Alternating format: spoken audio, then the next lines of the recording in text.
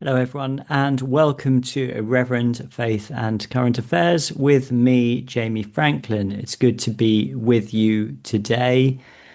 I'm recording this episode on Wednesday, the 25th of June. For everyone who's not a subscriber, this will come out on Friday, the 27th of June. I was on holiday last week and I got home and I wasn't checking my stuff because I was trying to have a week off, but I was vaguely aware of all of the stuff that was going on. And I have to say that as I've approached this recording, I feel like this is maybe the most significant moment in the history of this podcast. This podcast started because we were responding to what was going on with COVID. And that was, of course, extremely significant. And it was incredibly important at the time. And it continues to be so. But I feel that the events of the past week, geopolitically, but specifically in terms of what's been going on in the UK, are the most significant that we've lived through as we've been doing this podcast. And I actually think that this could perhaps be the darkest week in British history since the passing of the Abortion Act in 1967. There's an author, a Christian author called Clifford Hill, who has this book called The Reshaping of Britain.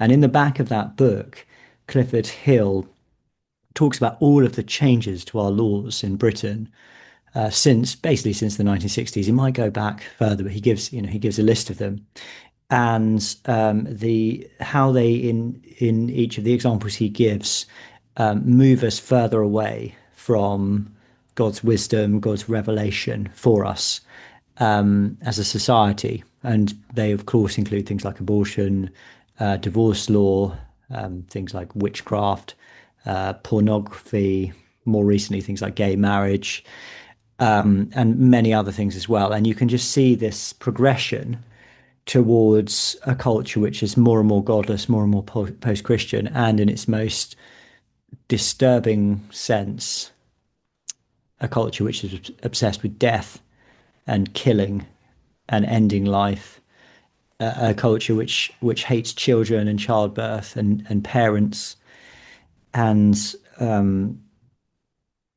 which is utterly nihilistic and hopeless and revels in this and considers the exercise of these things to be the outworking of these things to be a reflex of compassion, as opposed to a descent into a kind of nihilistic, technocratic, totalitarian pit of despair, which is where I think our society is heading.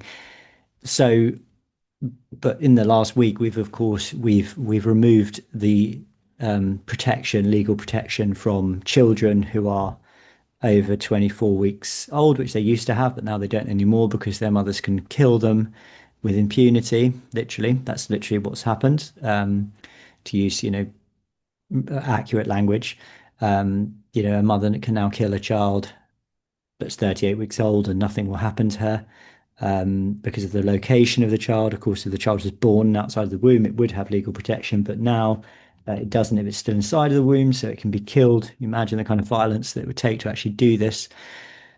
Talk about it more later. That's one of the things. And then the other thing is, of course, that we are on the road to legalizing euthanasia with a vote in the House of Commons on Friday, where it only passed by a narrow majority at its second reading, but it has passed.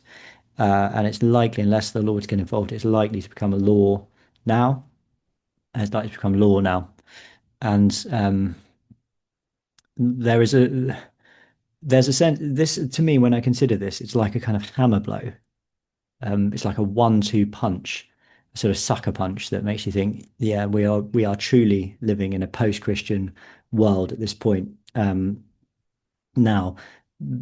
And it's emphatic. It's like a high-handed rejection of the law of God, of regard for human life, of the notion that all human life is sacred.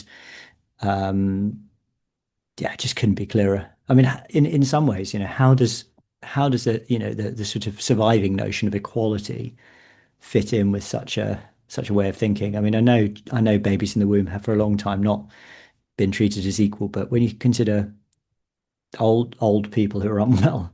You say, well, we have equality, but for them, actually, really, they should be, they should be candidates for state enacted euthanasia because their lives are not worth living.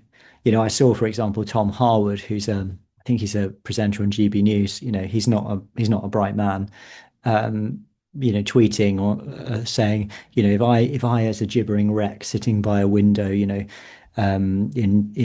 terrible pain, can't take my own life, is how is that fair or something like that? It's just this kind of, these sort of moronically parochial arguments from news presenters. I mean, he wouldn't necessarily expect very much more from him, but it's that sort of thinking that has led to this. And sorry, there was something else I was going to say about that in particular. Oh yeah, sorry. The point I was going to make about that is that I mean, obviously these arguments are stupid, and I'll talk about why later. But um, it's the implication of that. It's that basically he's saying if I were in that state, I would want to die. The implication of that is that other people in that state ought to want to die as well because their lives are meaningless. And that's a big part of the problem, isn't it? Is that when you start to apply that kind of logic to yourself, it also, by implication, applies to other people. And the opposite logic is very difficult to apply, which would be, well, if you don't feel like that, then your life is completely worth living. It's up to you whether life is worth living or not. It's not actually the way things work. Not everything can just be defined subjectively in that way. There are objective realities in life, and the Christian position is that the sacredness of human beings is one of them. So I just need to sip my coffee. So anyway, you're listening to Irreverent Faith and Current Affairs, where we talk about the affairs of the day. I'm often joined by my colleagues, Tom and Daniel, but they're not around to speak with me today. Um, so I'm just doing this as a monologue, but we often start with a scriptural reading. And today I'm going to start with, I think, really the most obvious scriptural reading, which will take me into a discussion of an article written by David Robertson, who's a pastor and he's a writer, and he has a very good podcast called Quantum. But he speaks about Romans chapter 1 from verse 18. And so I'm going to read some of this now. And I just invite you. We normally do the Lord's Prayer, but I just invite you now, just to quiet your hearts and your minds in a moment of silent prayer.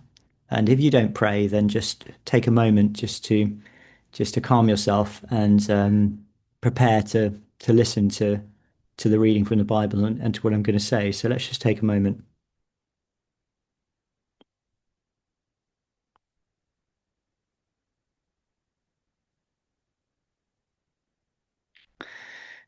This is the book of Romans, chapter 1, and I'm going to make some comments as we go along, so I won't read this through without commenting. For the wrath of God is revealed from heaven against all ungodliness and unrighteousness of men, who by their unrighteousness suppress the truth. For what can be known about God is plain to them, because God has shown it to them.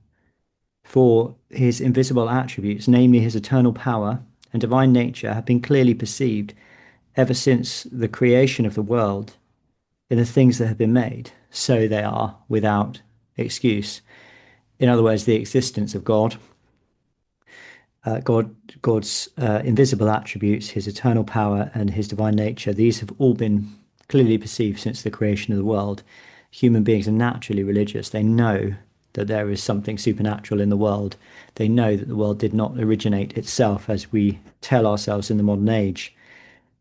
And this means that because we know this at some level, that we're without excuse. The only way we can not know this is if we suppress the truth, which we do about so many things. But in this instance, about the most important thing. For although they knew God, they did not honor him as God or give thanks to him, but they became futile in their thinking, and their foolish hearts were darkened. This is what happens when we don't honor God, when we ignore the existence of God, when we pretend he doesn't exist, when we don't give thanks to him for our lives or for the world that he created. What happens is we become futile in our thinking, we become foolish and become darkened. And there's obviously a moral quality to that description, isn't there? It's not just that we become intellectually foolish, it's that we can't actually tell right from wrong anymore. Claiming to be wise, they became fools.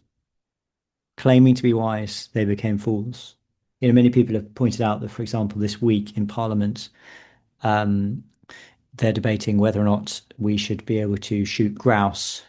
So um, we're, we're getting to a situation now where the grouse will have more legal protection. Well, they probably already do, but they may have more legal protection than a 38-week-old baby, a fully formed baby in the womb. So you can kill your babies, but you can't kill a grouse. And there are many other inconsistencies that you could point to.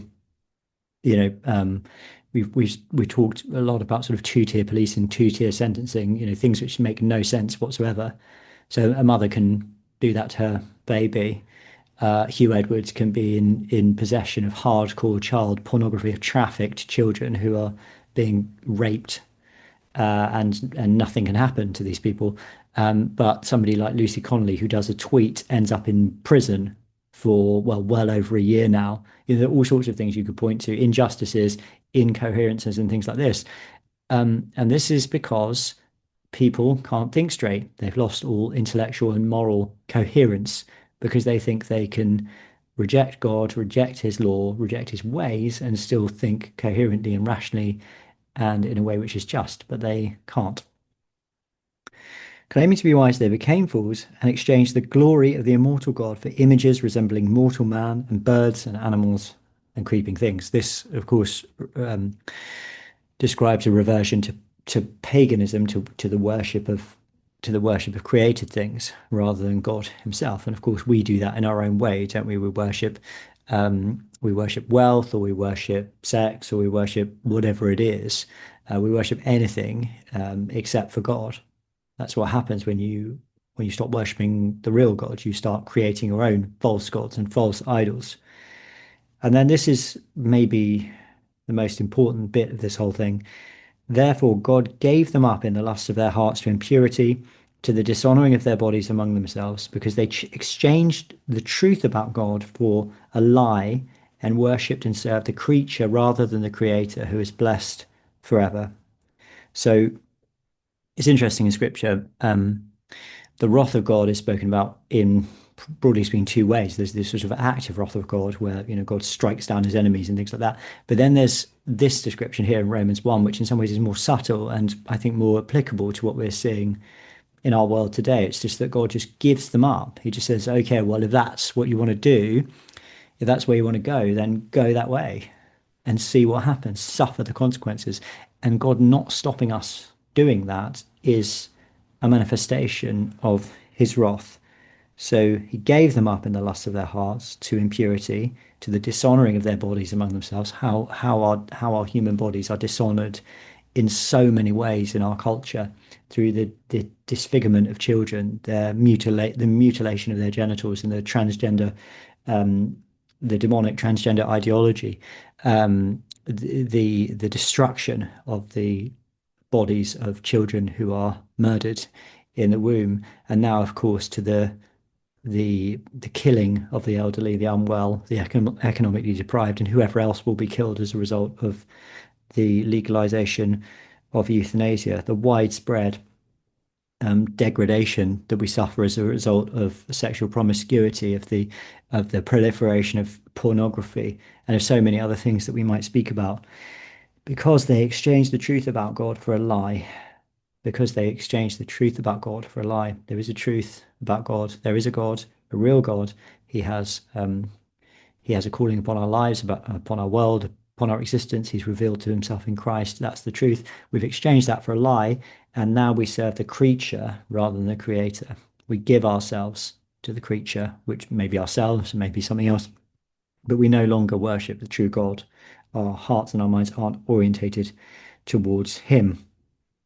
Anyway, it carries on, and obviously this is a famous passage where it speaks about sexual immorality and specifically mentions homosexuality amongst men and lesbian relationships as well. But it's not just about that. It's about everything that comes about as a result of this exchange that we make, where we exchange the reality and the divine for the created and the human, and we switch these things around and we put the created and the human and other things in the place of divinity. And my goodness, what a mess we make of things. What a terrible mess. What a nightmare. And unfortunately, we're seeing this process playing out in front of our eyes, um, right in front of us now, with the passing of these laws. And I'm going to talk about some of these articles in a minute, but one of the things I think about is just how many people will die as a result of this. How many more people are going to be killed by the state as a result of this? And, people say, oh, well, the abortion thing won't mean more people will be killed by the state. But I think it will um, because at some point, reasonably soon, probably, somebody will come forward. It may happen in this parliament, with this government. Somebody will come forward and say, well, women are allowed to abort their children or their pregnancies, as they euphemistically call them, at any stage. Surely the law should reflect that by legalizing abortion up to birth, because well, they're doing it in a dangerous way. So we need to make this legal, and the NHS needs to be able to provide it. I mean, I guarantee you there'll be efforts to do that, and and there may be successful efforts, because now we're living with this massive inconsistency where women won't be prosecuted for doing something illegal. I mean, talk about incoherence. Um, so lots of children are going to die as a result of this. In Canada in 2023, I tweeted this out. Actually, I'm just going to look it up just so I get it right. I tweeted this out yesterday after reading Mary Harrington's very good article on this whole thing. In Canada, oh no, it's not actually, it's in a different article. In Canada in 2023, about one in every 20 deaths was by state enacted suicide. So that was in Canada, that was 15,343. So one in every 20 deaths. And I think it said it was the fifth leading cause of death now is state enacted suicide. So one in every 20 deaths, so 5% of deaths, and that number is rising every year. And it's going to be the case here as well. They're talking about, oh, it's only for a few people who fit certain criteria. We know it won't be. And we know tens of thousands of people will be killed, hundreds of thousands, millions, who knows, eventually by the state. And this is the thing with people like Tom Harwood and others who, I mean, is Tom Harwood a leftist? I don't really know, but with people who are, more conservatively minded people, let's say, who are wary of the state, to give the state this power is just, it's the most utterly short-sighted folly you can possibly imagine, because there's no end. Once you've given the state the power to enact mercy killings, so-called, there's no end to what they will actually do. And by the way, this is nothing like people might say, "Oh, you believe in just war and the death penalty and things like that." Yeah, I do believe in those things, because they are manifestations of the proper function of the state, which is number one, to protect your citizens um, from harm, um, in external harm in the form of invasion and things like that. In our modern day, nuclear attacks or whatever it might be, but also from criminals within your own society as well. And when you disregard the value of human life by not having the death penalty and allowing monsters who murder children and do all sorts of other things to live, then you endanger your population, because you send out a message that these things are not serious and that people's lives shouldn't be respected and that human life isn't sacred. Governments they do have the power of life and death. I mean, it is a reality. It's a God-given reality. that's spoken about in Scripture.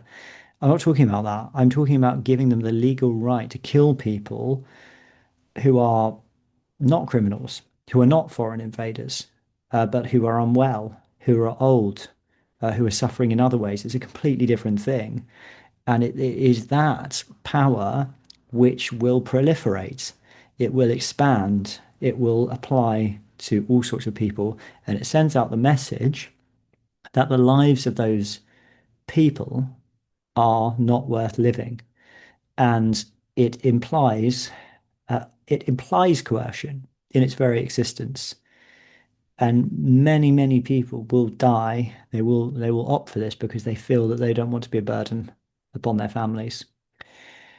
And yeah, I mean, obviously, I'm just externally processing this as I go. I want to get to articles in a minute, but one of the things you would say about this is that it's a, yeah, I'm talking about second order consequences here. I'm talking about the consequences of these things. But I fundamentally disagree with this. I think regardless of the second order consequences, which I think are going to be terrible, I think they're going to be apocalyptic and dystopian. But it's just wrong. It's just wrong for the government to have this power, the state to have this power to kill. I don't agree with mercy killing. I think it's immoral. I think it's evil. I think it's wicked. I don't agree with abortion. I think women or anyone else killing unborn children is wicked and evil. And of course, we have compassion upon women who find themselves in difficult positions, but that does not justify this practice. So, anyway, let's look at what some people have said. I feel like I've sort of said quite a lot that David Robertson said. He wrote an article called "The Quiet Judgment on the UK," where he basically makes a similar theological point to me. Now, it's interesting here. Let's read some of this. It was that teaching upon which our society was based, speaking about Christian teaching, with its values of equality, diversity, freedom, and justice for all. Now, I don't think David should use that kind of language because I think that kind of language is a perversion of Christianity. Equality, I prefer to use words like sacredness or dignity, like actual dignity of human life. I don't like this concept of equality because I think it's a twisting. I don't see how diversity really is a Christian value, particularly in the way it's manifested today. Sort of equivalent to sort of multiculturalism or whatever it is. Freedom and justice for all. Yeah, I would agree with that. But now all of that has gone. Words are used, but they have no more meaning. Indeed, such is the perversity of our leaders that if the words have any meaning at all, they are the opposite of what was intended. Life has become death, freedom has become slavery, and compassion has become cruelty.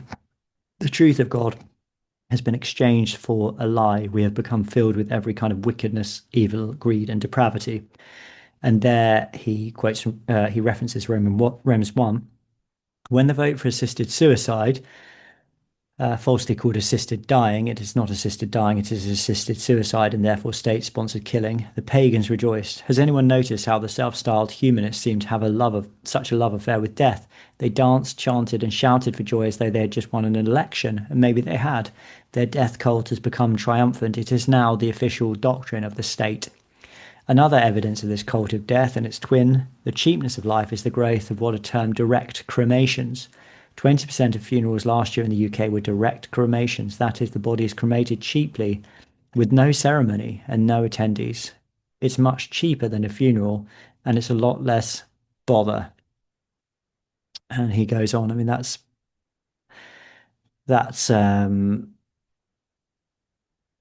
really depressing, isn't it? He says it won't stop here. The humanists have other Christian doctrines and more humans to kill. In the name of compassion, equality, and humanity, there will be further additions. We will soon get to a point when euthanasia for the non-terminally ill will be permitted. I agree. When infanticide, post-birth abortion will be legal. When involuntary euthanasia will be used to remove those unproductive elements of society who are only a burden on the economy. And I think we have to think that this is a reasonable possibility. And he comes he finishes with a kind of eschatological reflection from the book of Revelation. And in some ways, I think that's probably the only thing we can do at this point is we can think, well, at some point in this world there will be justice. At some point there will be a true and righteous judgment. We're not at that point yet, but we have to live through this and we have to be as faithful as we can whilst we are doing so.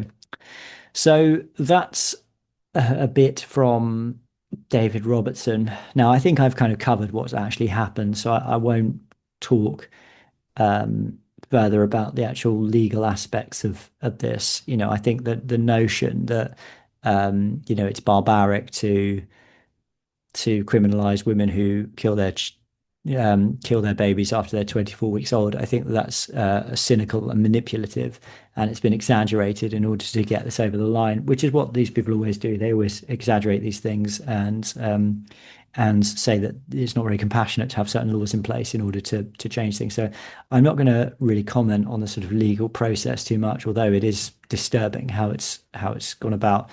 I will talk about the Church of England and well, I'll talk about this. Um, I find sometimes sometimes I find that the Episcopal leadership of the Church of England so depressing, and this is an example of it. So, and I'm trying to choose my words carefully here, but let me just tell you what happened. So, there was a a release from a press release from the Bishop of London, Sarah Mullally, who, of course, used to be the chief nurse. Comment from the Bishop of London. Um, I suppose I'll just tell you everything and then I'll comment on it. So she said, women facing unwanted pregnancies are confronted with the hardest of choices. Ultimately, they require compassion and care in order to support them fully in their heart-wrenching decisions they must make, in the heart-wrenching decisions they must take, sorry. They should not be prosecuted. However, decriminalizing abortion can at the same time inadvertently undermine the value of unborn life. The amendment passed to the Crime and Policing Bill may not change the 24-week abortion limit, but it undoubtedly risks eroding the safeguards and enforcements of those legal limits. So that I haven't mentioned this, but this was an amendment that was tagged on to a bill which had nothing to do with it.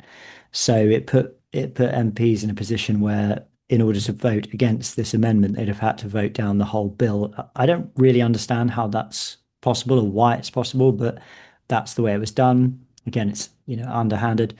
Women suffering from coercion or those who are victims of sexual or domestic abuse would be the most vulnerable to the proposed change, which does not consider improvements to abortion care nor address the inadequacies of the pills by post assessments. These concerns will be set out in the letter signed by over 200 clergy published in the Telegraph this morning.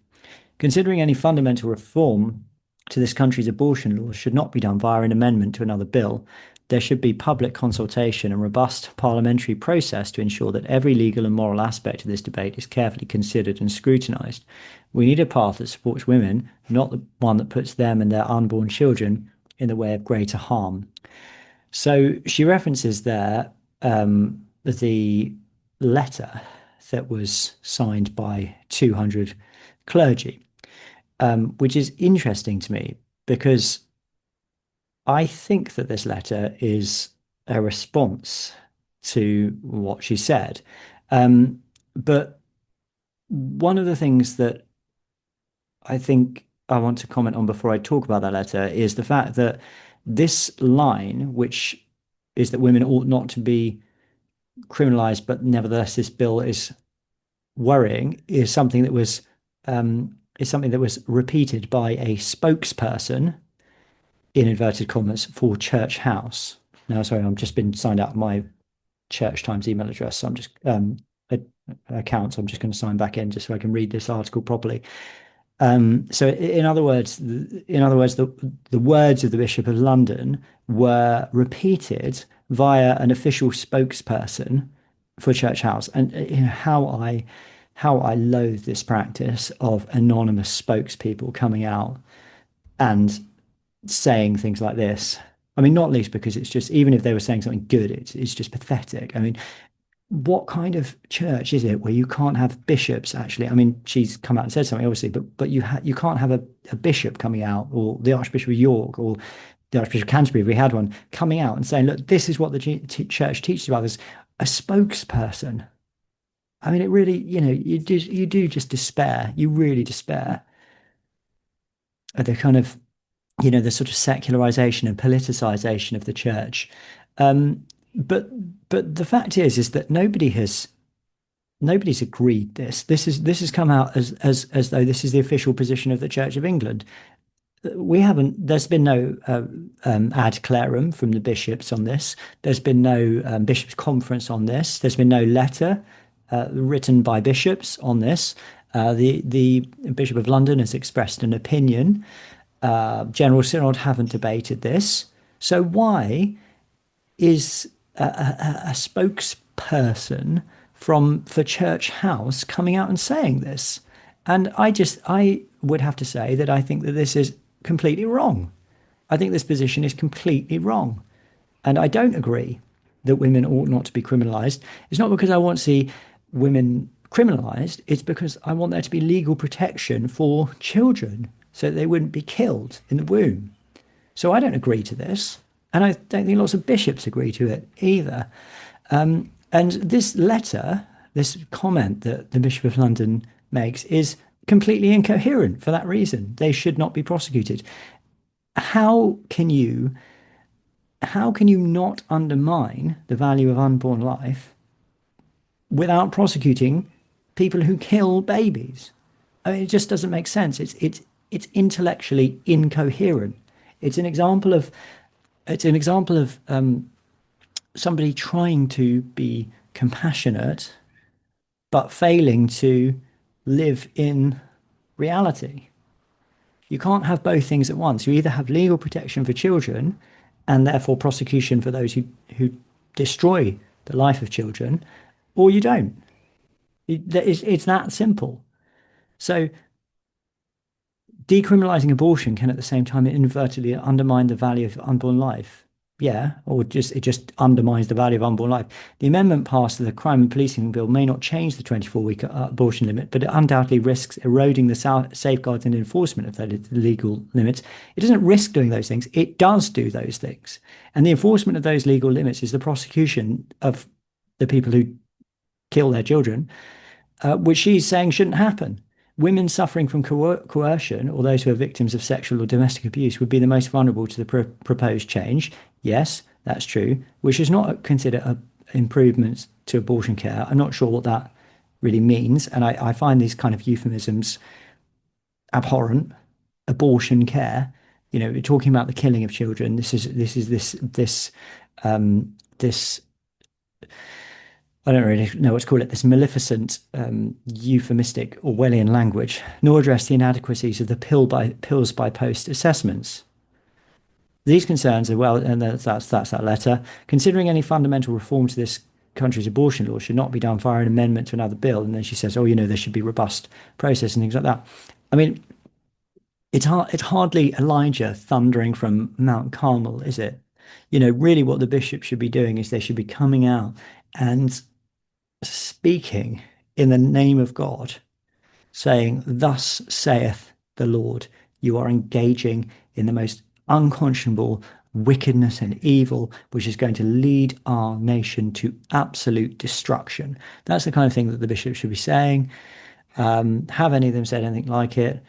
I'm not really sure that they have. I don't think they have. And that statement by the Bishop of London, I think, is well, I don't, I've said what I think about it. I don't want to say more because I don't want to get in any trouble. But I think it's disgraceful to say that this is to basically agree with this. I mean, that's essentially what she's saying. She's saying she essentially agrees with what's happened, but it wasn't done in the right way. No condemnation of the industry of child murder, which has been grinding away at the behest of the state now in this nation for almost 50 years. It is sometimes, it really does get to me. I mean, most of the time I just think, well, we've just got to carry on ministering faithfully in the parish and preaching the truth. But when you have people in positions of power and influence doing this in the church, it is, yeah, I have to be honest with you, it's utterly devastating. It really, really is. Let's have a look at this article about this letter criticising the amendment endorsed by MPs. So this is in the Telegraph. Some 200 members of the Church of England. Now, this is what the Bishop of London linked to. Uh, la Labelled the vote to decriminalise seeking an abortion at any stage of gestation for any reason dangerous. Blah, blah, blah. In a letter shared with the Telegraph, leading figures from the Church of England, including 13 bishops, of whom 5 are diocesan bishops, warned that the amendment makes for a dangerous change that will fail to protect women and instead places pregnant women and unborn children at even greater risk of harm than previously. Among the 201 clergy from across the country who have signed the letter are the Bishop of Chichester, Martin Warner, Birmingham, Michael Volland, Lincoln, Stephen Conway, Rochester, Jonathan Gibbs, and the Bishop of Blackburn, Philip North. Other signatories include the Bishop of Kensington, Emma Innocent, and the Bishop of Beverley, Stephen Race, used to be my bishop. The letter reads, "We are troubled by the amendment voted through by the House of Commons on Tuesday to decriminalise terminations in utero up to full term, as many elected politicians move further away from the Christian moral values that have hitherto shaped much that is good in our national life. Our concern is that the vulnerable and voiceless are increasingly overlooked. The tragedy of abortion will invariably move us to compassion for the pregnant women. We are mindful also of the viability of the life of her child, who is also deserving of compassion and needs protection under the law. This huge change in our understanding of the place of the termination of pregnancies also risks overlooking the vulnerable position of women who are victims of sexual abuse, domestic abuse, and coercion, which is all the more acute due to the availability of the abortion pill by post without recourse to in-person consultation with a medical professional. All of this makes for a dangerous change, which we believe, far from protecting women, places pregnant women and unborn children at even greater risk of harm than previously. It's our sincere hope that this legislation will be further modified in the House of Lords to protect those who are vulnerable." Yes, so it's interesting, isn't it, that the Bishop of London references this. These concerns are well set out in the letter signed by the 200 clergy, etc. And yet this letter contradicts what she said, because it says we're mindful of the viability of the life of her child who needs protection under the law, which she specifically said that children shouldn't have. So it's this incoherent doublethink and this attempt to have to hold every position at once, either explicitly or by implication. Richard Bastable, who's been on this podcast and put this together, said he put this letter together. The proposed change in the law puts women and unborn children at greater risk, especially in cases of abuse and coercion. This, together with the current debate on assisted suicide, indicates a worrying move to prioritise social liberalism and personal autonomy in a way that causes harm to the most vulnerable and those who are voiceless, both at the beginning and the end of life. It is the Church's task to offer advocacy, protection, and to show a better way. The government was contacted for comment, but they haven't said anything. So anyway, I think Richard Bastable's done a good job there putting that together. I think that he put it together in response to, well, he can't put it together in response to what the Bishop of London said, because she references the letter in her statement. So anyway, there we go. Maybe she changed it. I don't know. Maybe she added it later. I'm not sure. So that's what happened there. Now, with the assisted suicide thing, I've said quite a lot about it already. What about the church's response? Bishops are saying things about this that are condemnatory, which is good. But one has to wonder what will happen in the future, because it seems to me quite likely that they'll stop saying condemnatory things once this becomes more mainstream and more accepted, as it almost certainly will do. I mean, there are many people who are pointing out, Mary Harrington says this in her article, that these views are actually extreme views that don't represent the majority of people in the nation. but they may very well come to. And the question is then, will the bishops of the Church of England continue to condemn this wickedness and this evil and to call it what it is? Are they doing that at the moment? Not sure. But will they continue to at least say negative things about it and condemn it when it is unpopular to do so? Interesting, isn't it? This question. Let's ask Grok this question, shall we? So my question is, when abortion was legalized in the UK in 1967, what did the bishops of the Church of England say? This is one of the things that Grok is good for, I think. Let's have a look. Searching. Grok's thinking about this, trying to work out. Do do do do do do do do do. Do do do do do. In 1965, the Church of England's Board for Social Responsibility produced an influential report on abortion, which significantly informed the Church's blah, blah, blah. The report argued that the fetus has a significant moral status as a potential human person, but acknowledged that abortion could be justified in certain circumstances, particularly when the mother's life or health was at serious risk or in the cases of severe fetal abnormalities. You'll remember that that's actually what, similar to what N.T. Wright has been arguing. It rejected the idea of abortion as a routine method of birth control, but sought a balance between the sanctity of life and compassion for women in difficult situations. The report suggested that abortion should be legally permitted under strict conditions, aligning with the eventual framework of the 1967 Act, which required two doctors to certify that the continuing pregnancy posed a greater risk to the woman's health or her family's well-being than termination, or that the child would be born with serious disabilities. So the bishops, apparently, their contributions generally reflected the nuanced position of the 1965 report. They expressed principled opposition to abortion as a moral evil, viewing the fetus as a human life with inherent value, but recognized that in a fallen world there could be limited circumstances where abortion might be the lesser evil, such as to save the mother's life, or in cases of grave fetal handicap. Okay, so they were compromised on this issue from the beginning. Then I was going to, they were actually bad from the beginning. So maybe we're starting out in a better place from with the euthanasia stuff. But anyway, I don't think they'll carry on speaking very loudly about this. I think they'll just roll over and accept it. And it will become like the thing with abortion where they basically say nothing, and when they do say something, it won't be adequate or satisfactory in any way. Um, lots of people have been giving robust, good takes on this. I did hear, unfortunately, it's behind a paywall, but Louise Perry's conversation with Nina Power on her blog, Maiden Mother Matriarch, which came out on Friday on the afternoon. It was very sad listening to them talk to each other, but at the same time, I really admired both of them, and I thought they had a fantastic conversation. So I mean, I'd recommend subscribing to Louise's Substack um, to to listen to that conversation, and I think they make some fantastic points. I think Nina Power in particular is a really she's just a brilliant thinker, and she's got a combination of intellect and creativity and compassion, which I think is quite rare. And one of the things she talks about is the commandment to honor your father and your mother, and the implications of this um, of the Euthanasia Act for that.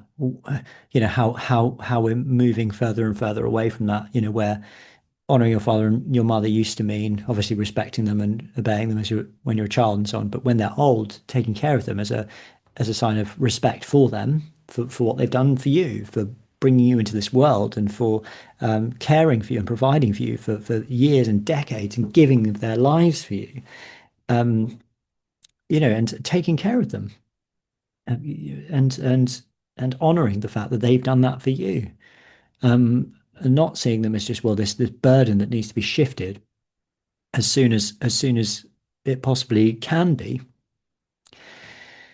And this thing about killing the elderly is the most extreme manifestation of that, where it doesn't even matter, all this stuff about, well, some people will want to die. It doesn't even matter if you say, nobody should feel like they're a burden. They will feel like they're a burden. They'll feel like, I'm expensive.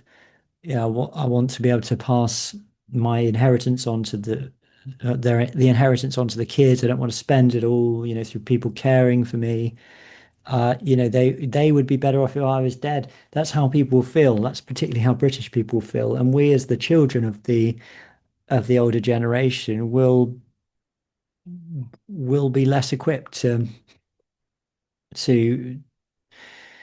to contradict that kind of thinking because it will be legal and it will be enacted by the state. And there's just so many things you could say about this. I mean, the other thing about that I've been thinking about is the NHS and how, of course, the NHS carries out thousands of abortions every year, but now it's going to start carrying out thousands of terminations of adults.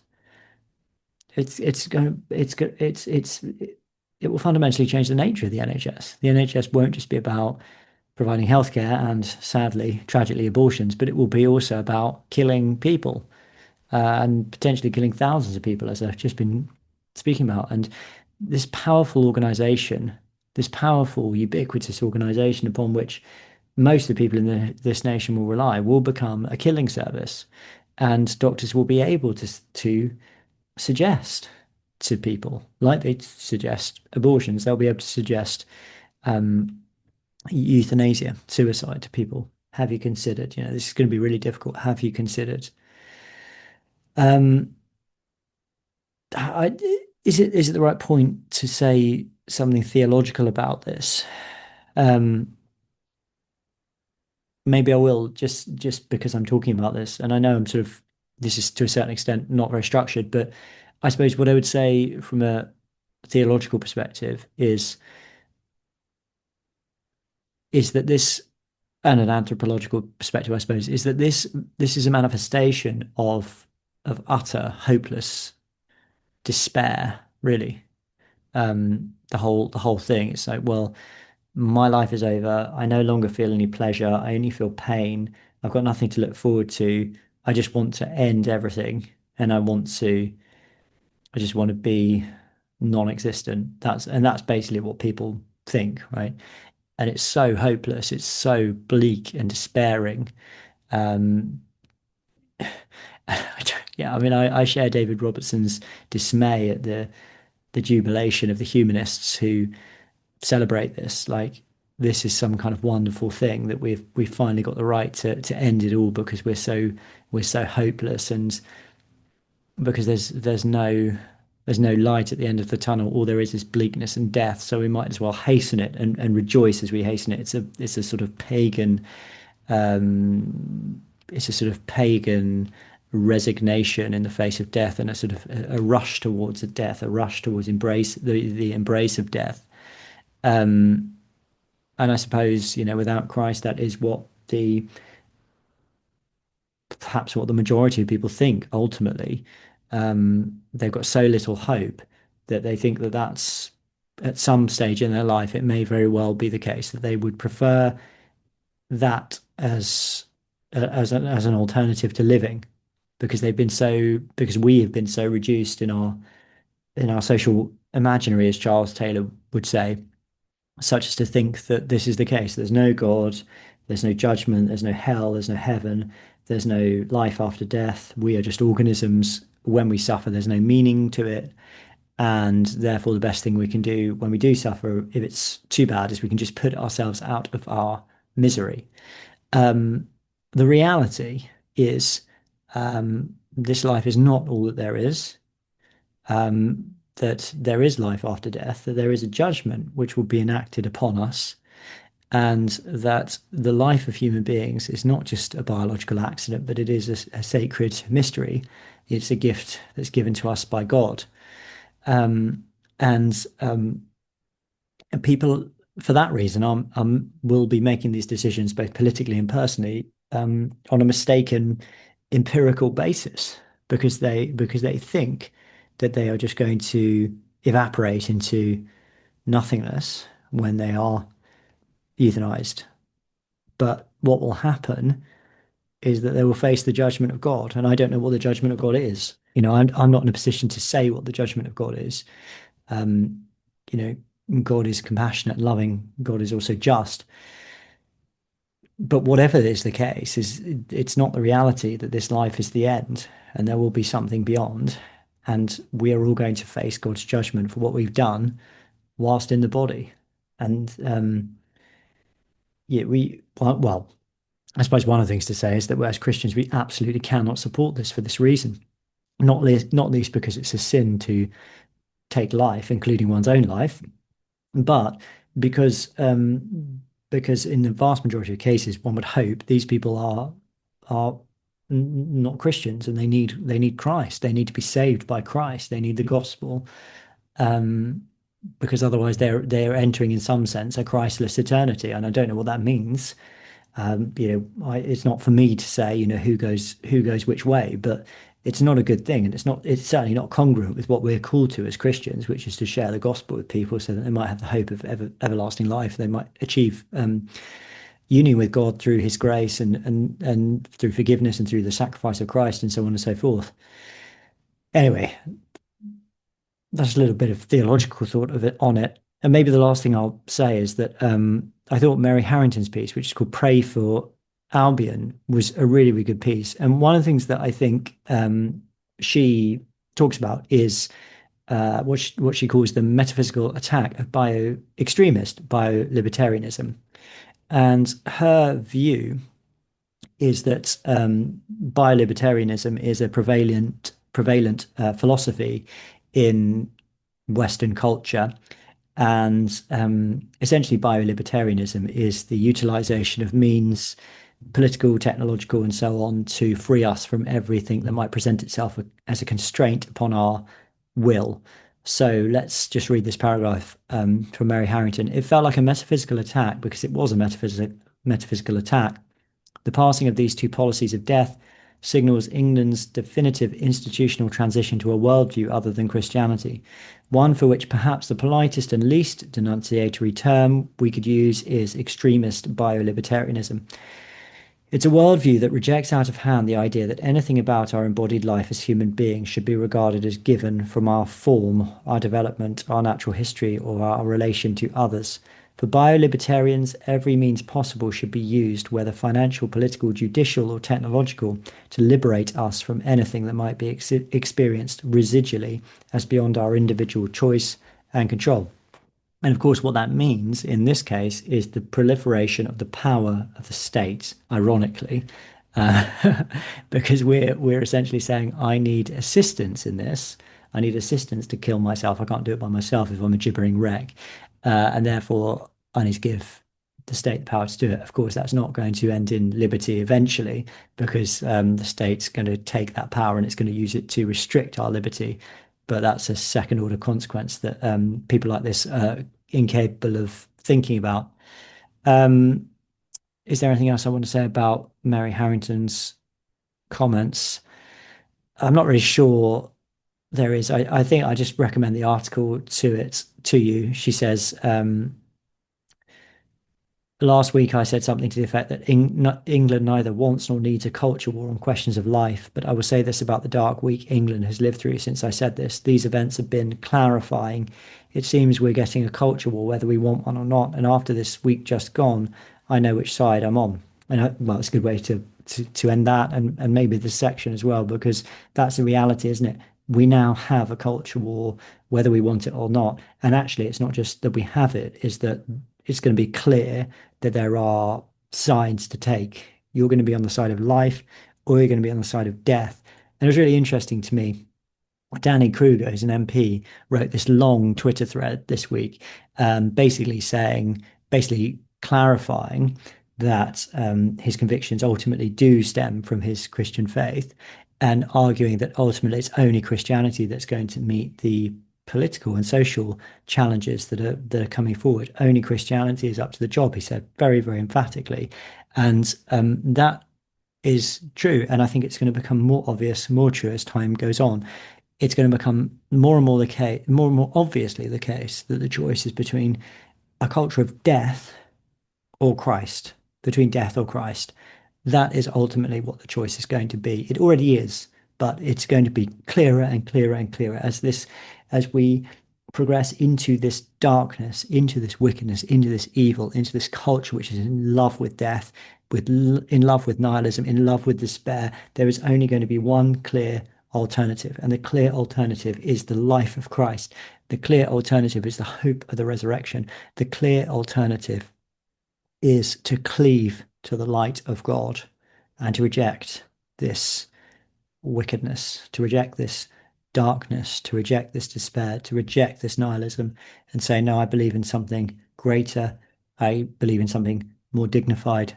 I believe in something more infinitely hopeful. That's another thing I said on Twitter this week is when you have all these so-called humanists, celebrating the culture of death, it just shows you there's a massive difference between secular humanism, which is ultimately all of these things that I've just spoken about. And ultimately, it's not humanism at all because it doesn't capture the essence of humanism, and Christian humanism. And Christian humanism is essentially another way of saying Christian anthropology. Christian anthropology is human beings made in the image of God, all of them. Uh, they have inherent dignity, inherent sanctity. The life of human beings is sacred because human beings are made in the image of God. That is in the first pages of Genesis. It's reiterated after the flood with Noah. It's the implication of all of Scripture. But then when you come to the New Testament, what happens? It's that for God so loved the world, meaning people, that he gave his only son, that whoever believes in him should not perish but have eternal life.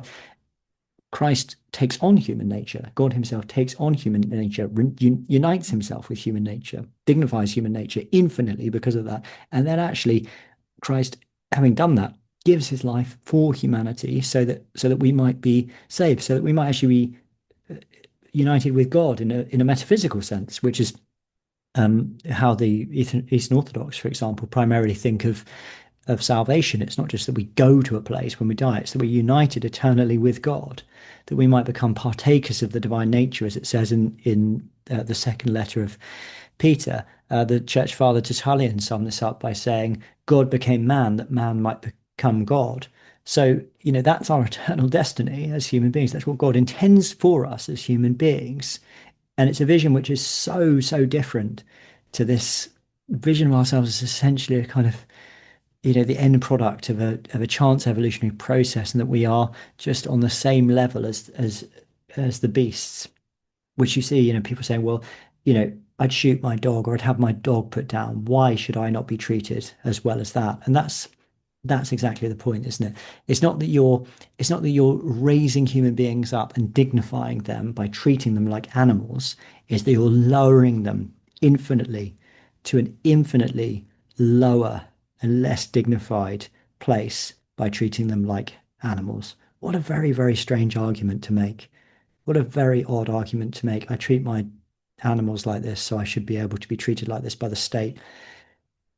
Very strange, very strange. I do want to say one other thing before I read the email I've got out. And this is just something that caught my eye because sometimes I go on the Church Times website for this show, not because I like it. Um, and it's about the Casey report. So the Casey report is a report on these so-called grooming gangs, which are actually rape gangs. Baroness Casey, in her report, which was an audit of group-based child exploitation, says we found that the ethnicity of perpetrators is shied away from and is still not recorded for two-thirds of perpetrators, so we were unable to provide any accurate assessment from the nationally collected data. Her report found that there was a disproportionate connection between British Asian men and grooming gangs in the data. Now, I don't like this Asian. I have accidentally used this term, this epithet before. It's not Asian men, it's mainly Pakistani men, and they are mainly Muslims. In fact, I think they're pretty much all Muslims. And grooming gangs, that's rape gangs in data from 3 police forces in the north of England, something she says should be further investigated.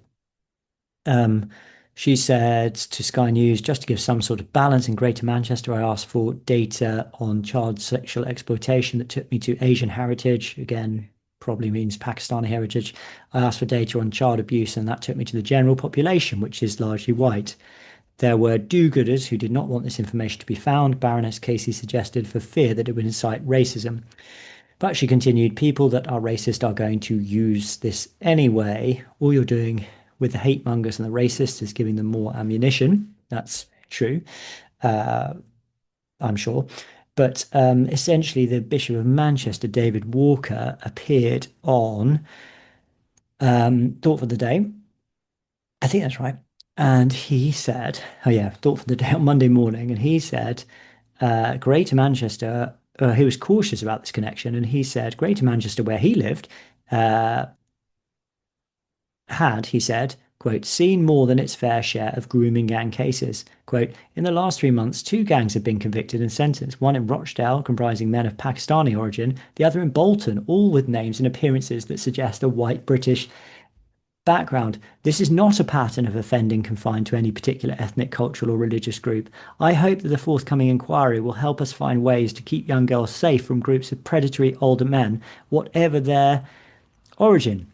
Giving the example of abuse perpetuated within religious communities about which he had given evidence to the independent inquiry into sexual abuse, he continued, it's a natural human tendency to want to think that such horrendous crimes are only carried out by people like us. He went on to say that while gangs may dominate the news headlines, child protection experts affirm that the vast majority of child sexual exploitation is committed by the victim's close family members or friends, something which accords with my own experience over 24 years as a bishop. It is here where children should be safest that harm is most likely to go unreported. It is here where the words of Jesus might be hardest to hear. Protecting young girls from the predations of gangs is a laudable aim, one that has my wholehearted support. But just as vital is the challenge which remains of keeping all our children, boys and girls, safe in the home and the family. On Wednesday, Dr. Walker issued a clarification saying that he greatly respects Baroness Casey and welcomes her report, and that he was not contradicting her findings. And that's a direct quote from him. Now, again, unless he repudiates what he said in Thought for the Day, he absolutely is contradicting her findings because he said it is not a pattern of offending confined to any particular ethnic, cultural, or religious group. And that is not what Baroness Casey said in her report. So he is contradicting it. In that conversation I mentioned earlier with Nina Power and Louise Perry, they spoke about the way that this is, this is like the kind of, it's like the end of our civilization that we're living through. And, they said it a lot more intellectually robustly and in a more interesting way than I've just said. But essentially, that's what they're saying. We're living. Our empire is gone. Our greatness on the world stage. I mean, we've achieved so much. I think Louise Perry said that she thinks we've achieved more than even the Romans in terms of our contribution to Western culture, or to all culture actually, um, because because of the Industrial Revolution, and there are many other things we might point to. We ran a quarter of the world, and we've contributed to the world in many, many other ways, of course, not least the sharing of Christ with the nations in amazing ways, um, and so many other things. But we're living at the end of all of that now. We are, um, you know, we still have a reasonable size of economy, but it's in a complete mess. We contribute nothing of any value on the world stage apart from pointless virtue signaling of people, embarrassments like David Lammy and Keir Starmer, and we are descending into a technocratic cult of death, because we are doing all of these things, and at the same time, we can't we well, it's not that we just can't defend ourselves, it's that we're importing other cultures who are posing, not they're not only changing our society, they're not only causing problems for our infrastructure, but they're actually targeting our own children. In this case, we're talking about young white girls. There are some Sikhs who were also targeted by these gangs, but they were targeted by Islamic Pakistani gangs for the reason that they were white. They were force injected with heroin. They were put in cages. They were tortured. They were raped. They were gang raped. They were killed, and this was all done specifically for cultural and religious reasons. We've imported those people into our country. We can't. It's not only that we can't keep these girls safe; it's that we've imported the people who have done this to them. That we've done nothing to protect them, and that we continue to pretend in some cases that this is not happening. I've got no idea why this is being allowed to be spoken about now, but it is for some reason. I think everything's cynical that comes out of the government, but that's what it is. But the fact that you have bishops still saying things like this, I just I find it, I mean, it's utterly, utterly delusional. I mean, that's the best thing you can say about it. It's just delusional, to close your eyes to the reality and to come out with these ridiculous arguments like, well, I've followed the cases of two gangs, and one of them appears to be white. They have names and appearances that suggest a white British background. Therefore, this isn't an ethnic, cultural, or religious problem. I mean, it's disgraceful. It really is utterly, utterly shameful, and it's sin. That's what I will say about it. I think it's sin in this case. I think it's sin to lie about these things because you want to be politically correct. And um, that's what's ultimately allowed these things to happen, allowed the terrible, terrible suffering of the victims of these demonic, evil, wicked, satanic child rapists and torturers who they've made their own lives a living hell through their wickedness, but they've also made a living hell out of these young girls' lives as well. And to have people like the Bishop of Manchester betraying them by spewing these lies is disgraceful. And I'm sorry, I don't like to talk about bishops this way because I think we should be respectful to them. But I think when they're speaking in this way, yeah, it's disgraceful. It really is. Anyway, I understand that it's not been the most cheery episode, but that's because there is nothing cheery to talk about at the moment, apart from the gospel, apart from to say that we have hope in God and we have hope in Christ. I've written a question on my show notes here, which I was going to discuss with Tom, who was going to be on with me today, but unfortunately he's unwell, which is where is God? Where is God in this? God is here. God is everywhere. God is with us. He has not forsaken us. He's not forsaken the church, and he will bring the faithful through this, and he will have mercy upon the world. But we also have to take responsibility for our actions and face them when they come. So that's kind of my answer. I mean, I know it's not massively kind of punch the air type answer, but that's what I'll say at this point. Martin sends an email. Dear Jamie and crew, I expect your inbox will be full this week, so we'll be brief and offer fellowship and prayer in these dark times. Even if the Lord stops the ending of life legislation, we know what our great and good want to achieve. Absolutely. It's all heading one direction. I mean, in some ways, it doesn't matter. It does matter, of course, but in some ways, we know the direction of travel. I expect this will at least be a time of clarity in an apocalyptic way, where the light shines on the grey area between good and evil, which we have muddled with for so long. I'm sure there are things we can do, and not just pray, but to build real networks of real people who can preserve what we have, build new foundations for the future, and sustain one another in the times ahead. The Benedict option needs to be dusted down and re energized while there is time. If good people hold firm and work together and use the law, media, and politics in a coordinated way, there is much that can still be done. In the meantime, estate et vigilante, which means keep watch and be vigilant. All the best, Martin. Thank you, Martin. Yeah, well, I'm sure that's true. I mean, one of the things that I find personally frustrating is I'm not a very good organizer. I'm not a very good administrator. And we need somebody like that. We do need a new Benedict who can not just have the spiritual vision, but has actually got the administrative skills to enact the vision, to deploy the vision in reality. And I agree that we need something like a new order or something like that. Um, whether it I don't I mean, whether it can emerge in the Church of England, I'm not so sure. Could it be a pan-denominational thing? Maybe. I always go back to that story by Vladimir Soloviev, A Short Tale About the Antichrist, I think it's called, where in response to the apocalypse, the unveiling of the Antichrist, there is a coming together of the Roman Catholic, the Eastern Orthodox, and then the Protestant denominations as represented by, I think it's some kind of German Lutheran pastor or something like that.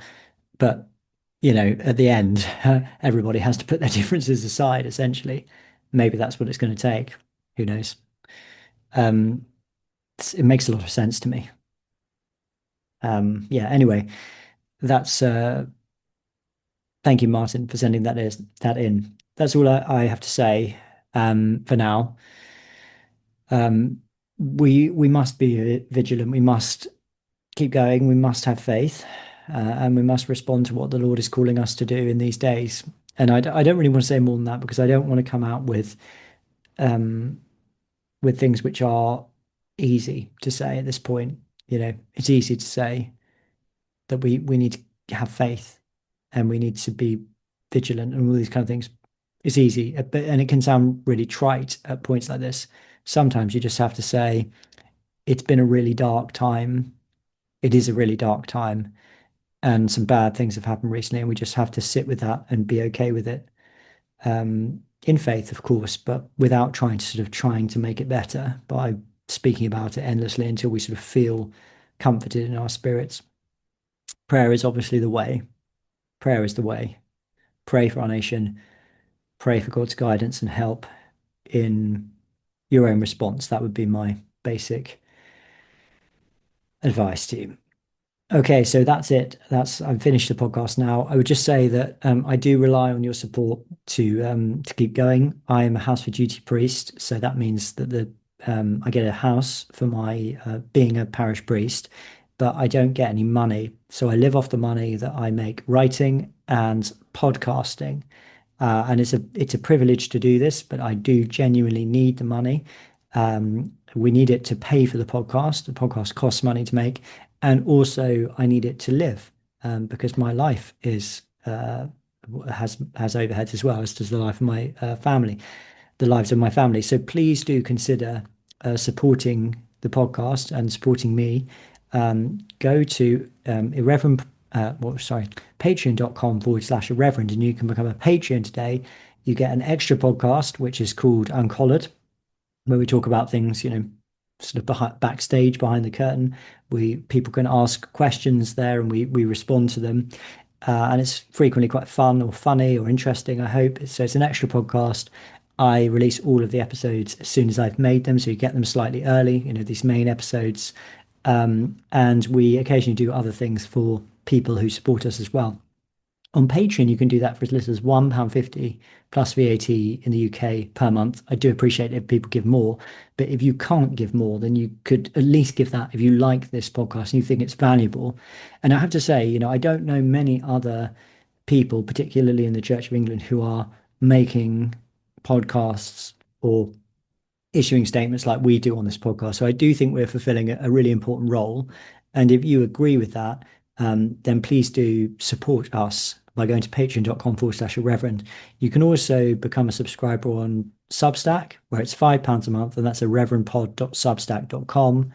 That's if you don't want to go on Patreon for some reason. On Substack, you get exactly the same stuff on there. I do exactly the same for everyone on Substack. And I also field questions for our Uncollared podcast and things like that. Please do support us. Please don't forget to do that. If you've been thinking for some time that you appreciate the podcast and you like the podcast, I know what it's like. You think, oh, it'd be good for me to do that one day. Please just do it now. A productivity guy I read, Dave Allen, says there's no point if you've got a to-do list. There's no point writing something down on the to-do list if it's going to take less than 2 minutes to do it. You should just do it straight away. And this is a bit like that. I don't think it would take more than 2 minutes to go on patreon.com/reverend and sign up. Maybe it would. You have to get your wallet and your card out, I suppose, your personal card, but it doesn't take that long. And it really makes a huge difference. It literally means that I can continue doing what I'm doing. If I can't continue doing what I'm doing, eventually I'll have to shut down the podcast, I'll stop writing and get a full-time job, which I'm not even sure I could do at this point, to be honest with you, just because the way things are. That's another story. Please do support and help this podcast out and help me out. Patreon.com/irreverend, irreverendpod.substack.com. You can also buy us a coffee on our website, irreverendpod.com. Please send emails. They make it really interesting for the show to have emails. So that's irreverendpod@gmail.com. The other thing you can do is you can go on my blog, which is called Jamie Franklin. Oh, sorry, it's called Good Things, and the address is jamiefranklin.substack.com. I try and write about good things in life on there, interesting things, wholesome things.